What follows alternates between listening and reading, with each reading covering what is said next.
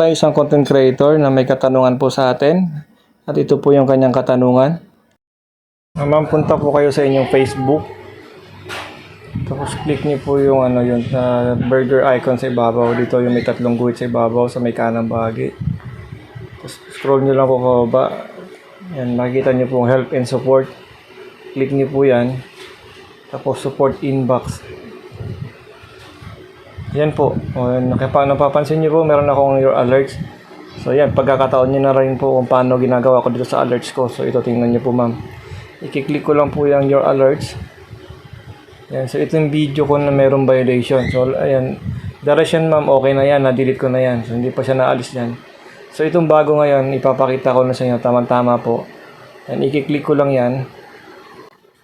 Yan, ito po yung violation. So there are changes there. One or more actions were applied to your video because of a copyright match. So, di ba?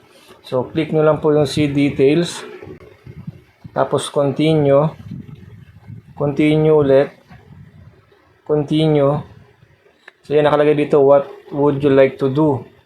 So, pag mga ganito po, dapat, ang action natin gagawin is remove video. So, click lang natin itong remove video.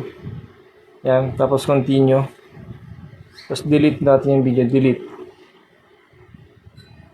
Ayan, so okay na po. Your video was removed. So close lang natin. So pag binalikan natin yun ma'am, yung itong alert, dapat walang nakalagay doon na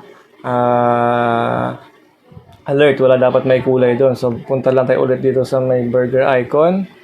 Tapos yan sa may support inbox. Ayan po. Ayan, wala na pong alert. So wala na tayong alert yan ma'am. So diba? So ganun si Facebook. From time to time, nagbibigay siya ng alert. So, dapat aware tayo.